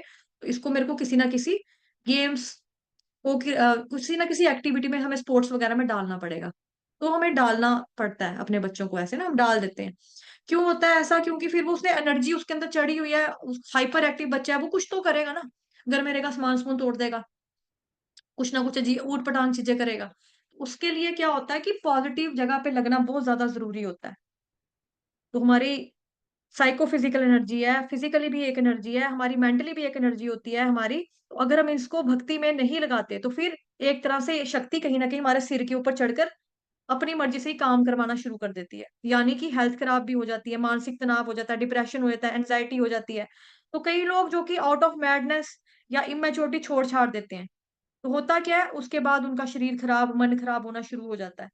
तो दैट मीन्स पॉजिटिव एक्टिविटीज के अंदर, स्पिरिचुअल एक्टिविटीज के अंदर, आध्यात्मिक क्रियाओं के अंदर, उन्हीं साइकोफिजिकल नेचर के अनुसार लग करके धीरे धीरे धीरे धीरे कर करके साइकोफिजिकल नेचर के ऊपर ही विजय पाई जाती है।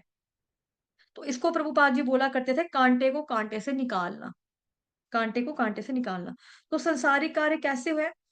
ये तो संसार में बंधन का कारण बनते हैं, लेकिन इन्हीं कार्यों को कर करके हम संसार से मुक्त हो जाते हैं। तो इसको बोलते हैं कांटे से कांटे को निकालना। जैसे कर्म तो हमने करना है, कर्म योग है, लेकिन कर्म कैसे करना है? भगवान जी को मध्य में नजर रखते हुए, भगवान जी को केंद्र में रखे हुए। जो भी आपके कर्म है, जो भी आपका फल है, आप उसको भगवान जी को अर्पण करेंगे, तो हम इन बंधनों से मुक्त हो जाएंगे। इसको क्या बोलते हैं? कांटे से कांटे को निकालना। तो इसी प्रकार से भगवान ने प्रकृति के 3 गुणों की चर्चा शुरू की है। अब धीरे-धीरे करके भगवान इनको एक्सप्लेन करना शुरू करेंगे कि अगर कोई इंसान चाहे तो कर्मों के बिना नहीं रह सकता। मतलब चाहे तो भी कर्मों के बिना नहीं रह सकता कि मैं ना करूँ तब भी, जैसा कि हमने कल भी पढ़ा था। अब आगे आएगा डिस्कशन अगले श्लोकास के अंदर की, लेकिन कुछ लोग ऐसे हैं जो कि बैठे हैं कि हिमालय के ऊपर, कि वो कर्म वगैरह नहीं करते, तो मतलब वो कर्म बंधन नहीं है। लेकिन आप, यानी कि भगवान, आप मतलब भगवान तो बता रहे हैं कि व्यक्ति अपने कर्म करने के लिए विवश हो जाता है गुणों के अनुसार। तो इसके बारे में नेक्स्ट श्लोक जो है उसमें हम डिस्कस करेंगे, जो कि कल पढ़ेंगे। ठीक है, तो शिक्षा जो है इसकी यही है कि आप जैसे भी, जो भी आपका स्वभाव है, जिस मर्जी गुण के आप अंदर हो अभी, ठीक है, चाहे वो सत्तो है, तमो है, रजो है, जो मर्जी है, जो मर्जी आपके सिर के ऊपर चढ़ के हावी होके बोलने लग जाता है। कई बार ये होता है ना, तमोगुनी व्यक्ति होते हैं, कई होते हैं मीट अंडे खाने वाले, बीच में कई होते हैं शराब पीने वाले, फिर बीच में कहते हैं नहीं हमें भक्ति करना अच्छा लगता है, भगवान के बारे में पता लगना चाहिए, मैं धीरे धीरे करके छोड़ दूंगा। और महामंत्र का प्रभाव है, ये महामंत्र इतना शक्तिशाली है, वो त्रुटियों को निकाल देता है। श्रीमद् भगवत गीता, भागवतम जैसे जो हमारे ग्रंथ हैं, महान, मतलब कि भागवतम को तो ग्रंथ राज कहा जाता है। मतलब ग्रंथ, जितने भी ग्रंथ है उन सबका राजा कहा जाता है। तो जब श्रीमद् भागवतम का कोई श्रवण करता है या पठन करता है, उसको पढ़ता है ना, उसकी अपनी त्रुटियां, अपनी कमियां ऑटोमेटिकली बाहर निकलने लग जाती है। एक व्यक्ति थे, तो एक बारी वो चैलेंजिंग वे में आए टेम्पल में, इस्कॉन टेम्पल में, वहां पे अमीर था काफी। उसने आकर बोला कि आपका जो बेस्ट मास्टरपीस है ना, मास्टर ऑफ मास्टरपीस जो किताब है आपकी, मेरे सामने लाकर दे दो, मैं उसको खरीदूंगा। अब सबसे ऊपर तो हमारे पास क्या है? श्रीमद् भागवतम महापुराण। तो उस व्यक्ति को दे दिया। कितने पैसे हैं जी? उस टाइम की बात है, पुरानी, तो सस्ता ही था, आजकल की डेट में तो थोड़ा महंगा है। तो उस व्यक्ति ने पे किया और अपना भागवतम उठाकर घर में ले गया। लेकिन जो उसकी मानसिकता थी, जो उसका दिमाग था ना, वो था कि मैं प्रभुपाद जी को चैलेंज करूंगा कि आपने क्या लिखा है। जो प्रभुपाद जी ने लिखा है ना, उसके बेसिस के ऊपर ही मैं प्रभुपाद जी को चैलेंज करूंगा, उनका, उनके साथ तर्क वितर्क करूंगा, उनको हराऊंगा, उनको एक तरह का इंसल्ट करूंगा। तो उसकी मर्जी ये थी, उसकी मानसिकता बेसिकली ये थी। तो वो व्यक्ति जो था वो तमोगुणी स्वभाव का भी था, गंदा भी था, क्योंकि देखो जिसकी मानसिकता गंदी होगी उसके अंदर नेचुरली गंदे गुण होंगे ना, गंदी बातें ही होंगी तभी करके। क्योंकि एक साधु संत, एक महान आत्मा को, एक अनन्य भक्त, कृष्ण भगवान जी के जो भक्त हैं, जिन्होंने पूरे वर्ल्ड के अंदर कृष्ण भक्ति का, कृष्ण कॉन्शियसनेस का प्रचार प्रसार कर दिया, डंके बजा दिए, उनको जाके चैलेंज करने लगा है कि इनकी गलतियां निकालूंगा, कहीं ना कहीं कोई लाइन, कुछ ना कुछ त्रुटि तो मेरे को मिलेगी, जिसकी वजह से मैं मुद्दा बनाकर इनको इनको ऐसे बोलूंगा कुछ। तो वो व्यक्ति आया, पहले दिन उसने भागवतम पढ़ना शुरू किया, हाथ में उसने एक साइड पे रखा शराब का गिलास, ठीक है, और उसने भागवतम को पढ़ना शुरू कर दिया। भागवतम को पढ़ते पढ़ते पढ़ते पढ़ते पढ़ते पढ़ते क्या हुआ, उसकी जो शराब का गिलास था वो छूट गया। मतलब पहला कैंटो जब कंप्लीट हुआ ना, पहला पहले 2 कैंटो कंप्लीट हुए, शराब का गिलास उसका छूट गया। उसके बाद दूसरा कैंटो उसने पकड़ा, तो उसके हाथ, वो सिगरेट पीते पीते पड़ रहा था, सिगरेट पीना उसका छूट गया। तीसरी बारी उसने पान में जो तंबाकू मसाले जो होते हैं, चुटकियां, खैनी खूनी जो लोग खाते हैं, वो खाते खाते उसने वो, उसका वो छूट गया। चौथे कैंटो तक आते आते वो गालियां गलौज करता था, गुस्सा उसको बड़ा चढ़ता था, उसका चौथे कैंटो में आते आते वो छूट गया। उसने सोचा ये हो क्या रहा है मेरे साथ, कहाँ पे तो मैं साथ, ये संत की जो है, ये जिसने लिखा है, यानी कि श्रीला प्रभुपाद, मैं तो इनकी कमियां निकालने के लिए यहाँ पे ढूंढ रहा हूँ, ये मेरी कमियां बाहर निकलती जा रही है। मेरा शराब पीना छूट गया, मेरा सिगरेट पीना बंद हो गया, ये पान तंबाकू चुटके खैनिया खाना मेरा बंद हो गया, गाली गलौज करना मेरा छूट गया, मेरा मीट अंडे खाना छूट गया, ये तो मेरा ही सब कुछ छूटा जा रहा है।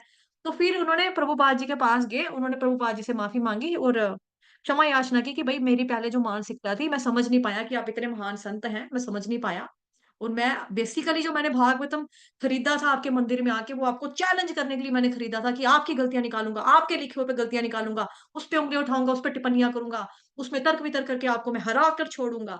और ये था मेरा मकसद बेसिकली। लेकिन आपके ग्रंथ ने तो मेरी ही कमियां सारी निकाल दी। प्रभुपाद जी ने बोला ये कृष्ण का कमाल है और ये श्रीमद् भागवतम महापुराण का है। अब प्रभुपाद जी ने जो तात्पर्य बताए हैं वो क्यों? क्योंकि वो प्रभुपाद जी कृष्ण भगवान के अनन्य भक्त हैं। उन्होंने लिखे हैं तात्पर्य। नो डाउट कि ऋषि वेद व्यास ने ही लिखा है भगवान के बारे में पूरा, लेकिन तात्पर्य जो हम पढ़ते हैं, जो कि हमें इजी भाषा में प्रभुपाद जी समझाते हैं, तभी कहते हैं ना, हम भगवत गीता पढ़े, भागवतम पढ़े, हमारी कमियां निकल जाती हैं। अब जो व्यक्ति इस बुद्धि का था, सारे गंदे काम उसके अंदर थे, वो शुद्ध हो गया, वो पवित्र हो गया। पूरे कैंटो कंप्लीट भी नहीं किए, अभी बीच में ही था, उसको अपनी गलती का एहसास भी हो गया कि मैं क्या सोच रखने वाला था, कितनी घटिया सोच थी मेरी, वो चेंज हो गया। तो जो हम लोग हैं, हम नहीं चेंज होंगे, हम बदल नहीं सकते।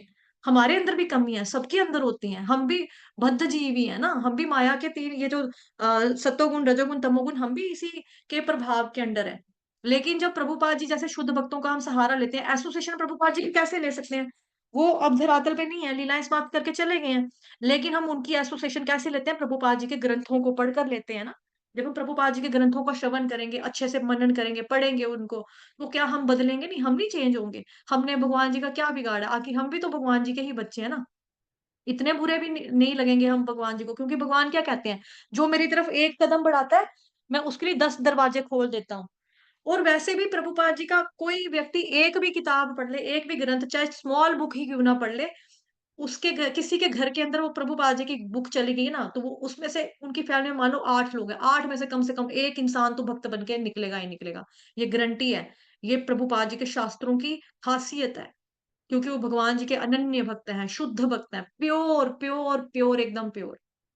तो हम बहुत खुशकिस्मत है कि हम प्रभुपाद जी के ग्रंथों को पढ़ रहे हैं, उनका हम श्रवण कर रहे हैं, हमें संग मिलता है, भगवत गीता पढ़ते हैं, भागवतम महापुराण पढ़ते हैं, हम साथ में मिलकर चैंटिंग करते हैं, पवित्र नामों का जप करते हैं। भगवान जी को अकेले जप करने वाले व्यक्ति ठीक है, सही है, लेकिन जब भक्तों के संग में रहकर हम लोग जप करते हैं ना, भगवान जी को वो ज्यादा पसंद है कि भक्तों के संग में रहकर, बीच में इकट्ठे होकर ये लोग भक्ति कर रहे हैं। तभी करके हम चैंटिंग सेशन में आप सबको बोलते हैं कि इकट्ठे होकर करा करो, आ जाया करो, रोज आया करो, रोज आया करो और रोज आओ।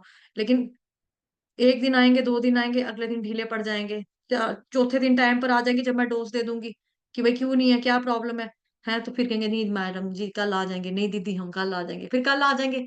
फिर उसके बाद बोलेंगे माता जी ने अब चलो 2 दिन से हमको फोन तो नहीं किया, अब हम 4 दिन रेस्ट मारेंगे। फिर कहेंगे नहीं नहीं माता जी माला होती है माता जी माला।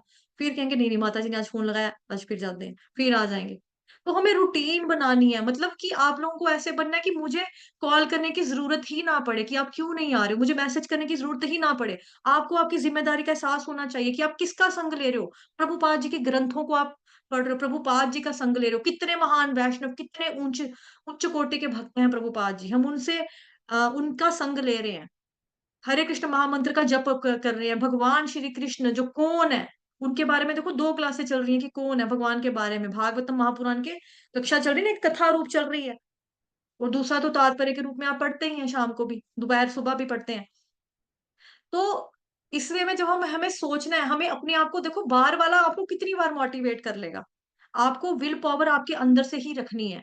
और ये जो आग होती है ना, इसको ठंडी नहीं होने देना। जैसे निर्जला एकादशी थी, निर्जला एकादशी पे आप लोगों ने 150 200 माला कर ली, एक माता जी ने 260 राउंड्स किए, है ना। फिर उसके बाद क्या उन्होंने एक्सपीरियंस बताया कि मेरे सोए सोए भी हरे कृष्ण महामंत्र का जप अपने आप निकल रहा था। और यहाँ पर दूसरे केसेस में क्या होता है कि लोगों को 16 माला करनी मुश्किल पड़ जाती है, 16 माला कैसे कंप्लीट करें? तो ये कैसे पॉसिबल हुआ? भक्तों के संग में रहकर पॉसिबल हुआ। और मैंने उस दिन भी बोला था कि जो निर्जला एकादशी पे आप लोगों ने किया है ना, किसी ने 64 राउंड्स की, जिंदगी में पहली पहली बार 64 राउंड्स किसी किसी ने किए, किसी ने 100 टापे, किसी ने 108, किसी ने 128। तो मैंने कहा था इस आग को ठंडा नहीं होने देना, इसको ऐसे ही बरकरार रखना कि भाई हमें जप करना है, हमने डेली करना है। निर्जला एकादशी का वेट नहीं करना अगले साल आएगी तब हम करेंगे, रोज करना है, रोज करना है, रोज करना है। तो अपने अंदर ऐसी विल पावर आप ही को बना के रखनी कि भी मैंने करना है, मैंने भगवत धाम जाना है, मैंने जाना है, जाना है, जाना है, जाना है। उसके लिए तो मेहनत हमें ही करनी है ना। अगर मैं बोलूँ कि हाँ मैंने पेपर में पास होना है, होना है, होना है, पढ़ू मैं कुछ भी नहीं, पास हो जाऊंगी? हो जाएगा पास मेरा? मैंने फर्स्ट आना, मैंने फर्स्ट आना, मैंने फर्स्ट आना है। कहाँ से आना है फर्स्ट? स्कूल में मैंने इतने बंक कर दिए, ट्यूशन वाले सर पढ़ाते रहे, मैं सोती रही, मेरा ध्यान ही राजमा चावल में था, मैं सोची थी आइसक्रीम खाऊंगी वहां जाके, कहाँ से मेरे को पढ़ाई आ जाएगी? फेल ही होगा ना ऐसा बच्चा। तो हम ये सोचे कि हाँ, हमने जाना तो हमको भगवत धाम में है, लेकिन क्लास में आने का हमारे पास टाइम नहीं है, श्रवण करने का हमारे पास टाइम नहीं है, माला हमसे होती नहीं है, फिर कहेंगे हम भगवत धाम जाएंगे, ऐसे जाएंगे? ऐसे कैसे जाएंगे? और life is for preparation, death is final examination. ये जिंदगी जो हमको मिली है, ये तैयारी करने के लिए मिली है, भगवत धाम की तैयारी करने के लिए मिली है आपको। भगवान जी का नाम जपेंगे जपेंगे जपेंगे, तब कहीं जाके एंड में हमारे मुंह से निकलेगा। अदरवाइज वहां पे भी बड़ी पीड़ है, ओए डॉक्टर सुई कम लगा, इस तरह से ही हमारे मुंह से भी आउच निकलेगा। एक बारी आपने बड़ी बार सुना है शायद, बट कुछ लोग न्यू भी हैं, उनको स्टोरी सुनाती हूँ। एक बारी क्या होता है, एक एक वो था, एक मुस्लिम व्यक्ति था, मुल्ला जिसको बोलते हैं ना, मौलवी मौलवी था। उसने एक तोता पाला। अब उसको तोते से ना बहुत ज्यादा प्यार भी था, और उसने सोचा कि मैं तो मौलवी हूँ, मैं तो सबको ज्ञान देता हूँ, अल्लाह का नाम लेने के लिए बताता हूँ, तो मैं इसको कालिमा शरीफ सिखा देता हूँ। ठीक है, कलीमा शरीफ सिखाऊंगा, तो ये क्या करेगा, जब कभी इसको मौत लगेगी ना आने, तो ये कालिमा शरीफ पढ़ेगा अपना, और ये भी मतलब कि अपना जन्नत में चला जाएगा, अल्लाह के पास चला जाएगा। अब उसने उसको अच्छे से रटवा दिया। अब तोतों का स्वभाव होता है, वो रट भी लेते हैं। ठीक है, जैसे आप देखते हैं कि इधर भी तोते होते हैं, हमारे इंडिया में भी, मतलब तोते तो होते ही हैं, जो उनका स्वभाव है। शुकदेव, ठीक है, वो क्या करते हैं, वो रट लेते हैं, राधे राधे सिखाओ, हरे कृष्ण सिखाओ, पूरी पूरी गीता भी इनको रटवाओगे, पूरे पूरे गीता के श्लोक भी ये लोग बोल लेते हैं, इतने तेज होते हैं तोते, इतना दिमाग इनका शार्प होता है। तो उसने पूरा रटवा दिया कालीमा शरीफ उसको। तो एक दिन क्या हुआ, उसको बिल्ली आई, बिल्ली ने अटैक किया, तो बिल्ली खा गई। अब जो मौलवी था उसने रोना शुरू कर दिया, जोर जोर से रोना शुरू कर दिया। लोग इकट्ठे हो गए कि मौलवी बड़ा रो रहा है, क्या हो गया? कहते हैं मौलवी साहब, आप तो इतने नॉलेजेबल हैं, कोई बात नहीं, तोता आपका मर गया तो कोई बात नहीं, आपको तोते से प्यार था, हम आपको नया तोता ला के देते हैं, आप नया तोता पालो। कहता मैं तोते के मरने के ऊपर नहीं रो रहा।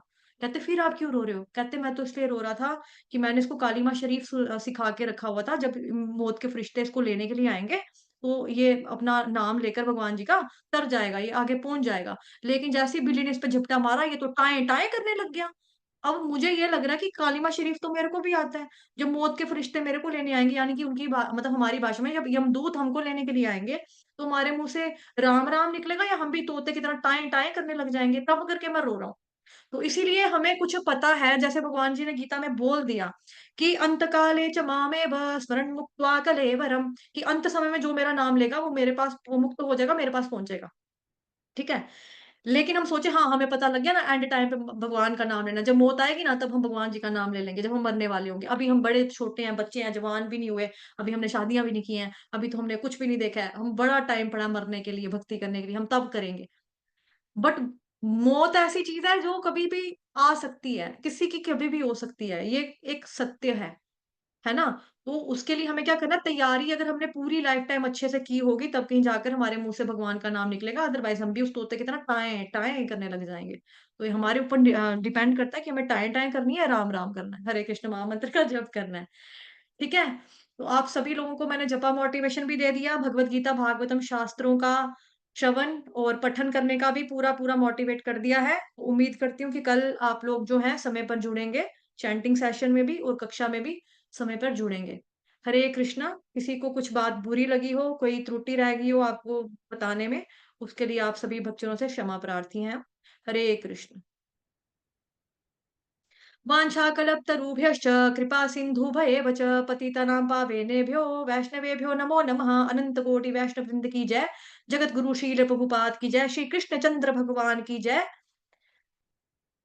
ग्रंथराज श्रीमद् भागवतम महापुराण की जय। हरे कृष्ण।